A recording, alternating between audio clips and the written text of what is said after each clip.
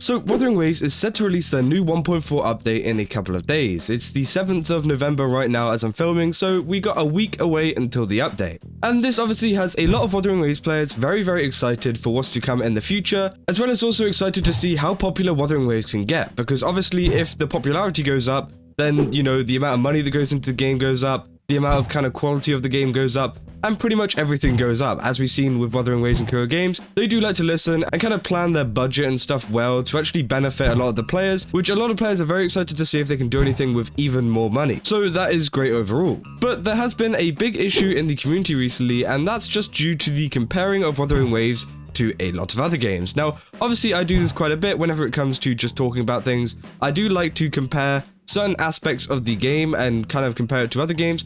Even like MiHoYo games, we got like Genshin Impact, Honkai Star Rail, Zelda Zone Zero. All of those games, obviously I compare them to because I play them, and I also compare them to some other games as well, like Azure Lane, Snowbreak, and stuff like that. But recently, there has been the gacha revenue chart, which came out a couple of days ago, and this obviously provokes a big amount of people to start, you know, talking about different games and how they compare with each other, especially whenever it comes to revenue. But this doesn't just cause a kind of talk about revenue and the comparison of revenue between games, it also causes just an overall comparison between games just based on gameplay and other kind of aspects. Now, I actually went over a really weird post on my Twitter, which I just wanted to make a full video out of today, and kind of talk about the benefits to Wuthering Waves that it has over games like Genshin Impact, which this person is mentioning, and also talking about where Genshin Impact might actually do some things better than Wuthering Waves, and where Wuthering Waves can improve on in the future, because again, I'm not saying that Genshin Impact is a totally bad game at all. Obviously, you know, if it makes 50-something million in the gacha revenue chart, then it's obviously doing okay. Obviously, they can do better whenever it comes to gameplay aspects, but it's still not doing badly. So again, we're going to be going through this post and kind of debunking everything that this person is saying, because again, a lot of people got very heated over this in the replies too,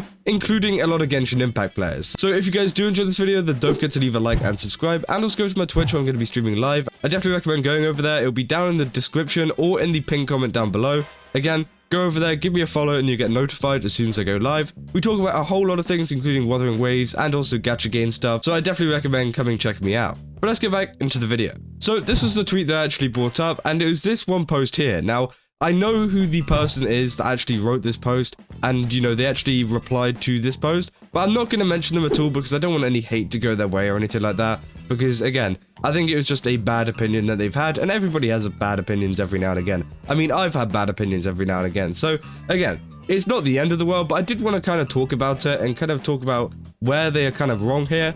And the post pretty much says, some negatives are the same for wuwa since it's the same as in Genshin. I will not split it up. They say, for one, Ascension map bosses and weekly bosses are much more expensive in wuwa, 60 energy versus 40 energy in Genshin. Now, a lot of this stuff tends to be very nitpicky. As you know, that is completely correct. I'm pretty sure it is 60 in wuwa, but I think the overall system that they have is completely different, which means they need different kind of types. Now, obviously, if Wuthering Waves followed the exact kind of formula that Genshin did, then yeah, it would be kind of questionable why they didn't use the same kind of energy amount, which again, I don't think is the biggest deal in the world, obviously because they do have these two different systems, but I also think another thing they got wrong here is that Genshin actually do it in 30 energy. So the boss mats that are the weekly bosses, they are actually 30 energy and then go up to 60 after you've claimed all the rewards, so it pretty much is the same, except they've added a discount to it for whenever you actually claim your rewards, which again, you could say is something that Genshin do better, and maybe Wuthering Waves should do this in the future, but at the same time, I don't think it's a massive thing that people are too worried about, and it's so much easier to build stuff in Wuthering Waves anyways. I think that's one of the big reasons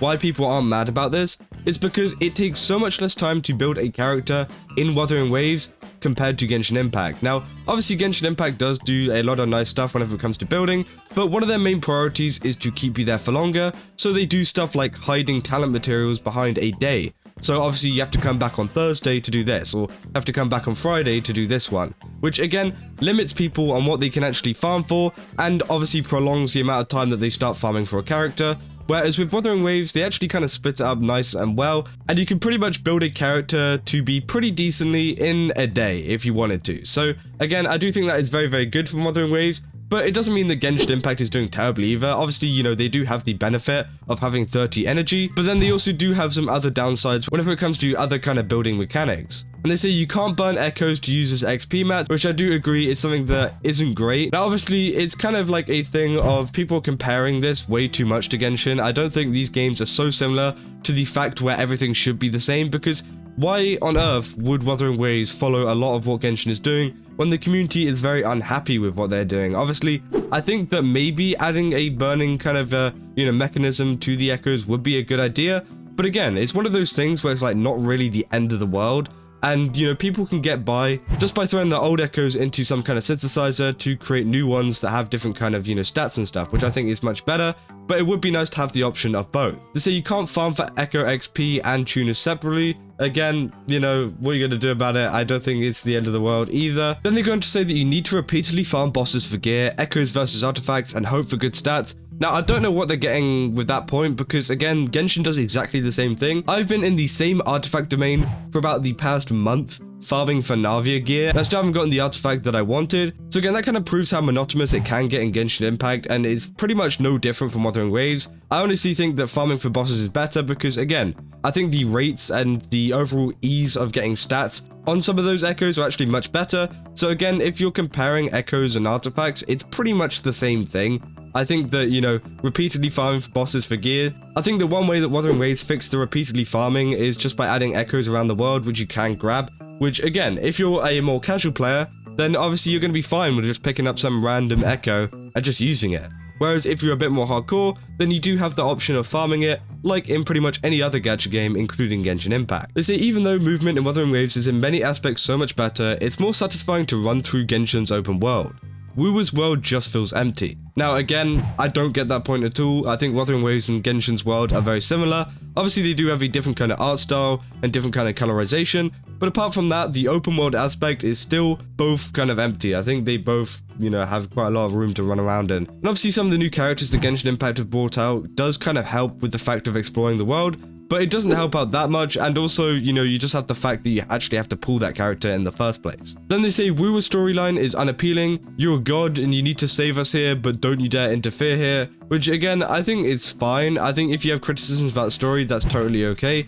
And honestly, I do think there are some issues with the story, but I don't think it's the end of the world. Again, I think it's something that Kuro Games can easily fix, and I definitely wouldn't compare it to some of the latest Genshin Impact storyline which had me sleeping. I'll be honest, I don't really want to hate on Genshin Impact too much because I do enjoy the game and I still play it. As I told you, I've been farming artifacts and stuff like that. But the thing is, with the story, I just haven't been enjoying it recently, so I think it's kind of, not really a point to compare it to Genshin, and you don't even bring up Genshin in this line, which kind of makes me think that you don't want to say what you're thinking and say that, Genshin Impact has a better story, because it doesn't. You just said that Wuthering Waves 1 is unappealing. And then the last two being 100% weapon banners take away the adrenaline you get from pulling, which again is the craziest no-life kind of take I've ever seen. I think the 100% banner kind of thing is great in Wuthering Waves. It means players can, actually get the weapon that they want and not be mistreated, because again, Genshin Impact, they should have never done a 50-50 banner thing in the first place, especially without any pity, the stuff that happened ages ago. That just should have never happened. And obviously Wuthering Waves have kind of fixed this and actually, created a 100% weapon banner where you can get it every single time, but you can get it guaranteed, which I think is great, and obviously it helps people whenever, pulling. And I think this is the main thing, is that Wuthering Waves know that people have other games to play, they have, other things to go explore, and that they don't want to take up too much of their time, because there are so many gacha games at the moment that, it's kind of hard to keep one person's attention. I think one way to keep someone's attention is just by creating a shorter game that they can kind of do quickly, because it will entice them more to come back to the game. I think the 100% weapon banner kind of lets them come back to the game easy, and even if they don't have that many pulls, they do have a chance of getting a guaranteed weapon, rather than losing a 50-50. And I think the whole adrenaline thing, you should probably just go find something else to do in real life that will give you a bit more adrenaline, because if that's the only reason why you want something that isn't 100%, then you probably do need to find something else to kind of get that adrenaline. And finally, they say too generous means you can't even give players less or you'll have a massive outrage. Now, I don't think that's the case at all. There's been many cases of Wuthering Waves, giving out some smaller rewards, and I think people have been very appreciative of it, but I don't think they've had a massive outrage or anything like that due to them not giving out materials or not giving out some rewards or anything like that. And obviously there'll be a whole thing of people being like, oh, they weren't giving out the same rewards that they were. But at the same time, I think as long as they give out something like a 10 pool or something like that every single update, people are going to be happy. I think that is the baseline on what you can do, and anything more is just an added bonus. Now, obviously people are unhappy with Genshin Impact because they don't have anything. They don't have anything like that. And I think that's why people have massive outrage whenever, you know, they do get less rewards. And I think that point was kind of a thing coming from a Genshin Impact player, you know. I think that is a Genshin Impact player kind of take there. Because again, obviously people get massively outraged whenever there's no rewards, but the fact is that's only a problem with Genshin because they don't give out rewards, whereas Wuthering Waves give out plenty, and people can kind of understand whenever, you know, there is a little bit of an outage of rewards or something like that, so there never is some kind of, you know, outrage that they're talking about.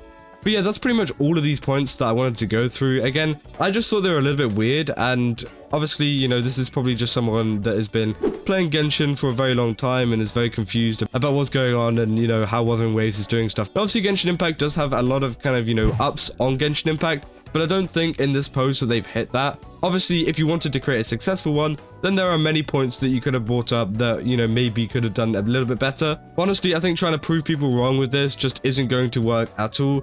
And, you know, you should probably come back whenever you got some better things to talk about. Yeah, that's all I got for this video. If you did enjoy it, then don't forget to leave a like and subscribe. And let me know down in the comments what you guys thought about this. Do you think that, you know, this is a little bit of an unhinged take? And do you think that, you know, maybe this person needs to just go out and touch some grass for a bit and maybe try some other gacha games before, you know, making all these massive assumptions? And also pretty much getting some of their points wrong and making some really kind of like no life takes here. Because again, not getting adrenaline from a weapon banner, seriously, that is seriously one of the biggest problems on your mind. Again, it's very, very stupid, and hopefully we don't see more stuff like this, because again, I don't want people to make a fool of themselves, you know, on the internet, because yeah, a lot of people are just gonna clown on it. But that's all I got, and I'll see you guys in the next one. That's all. See ya.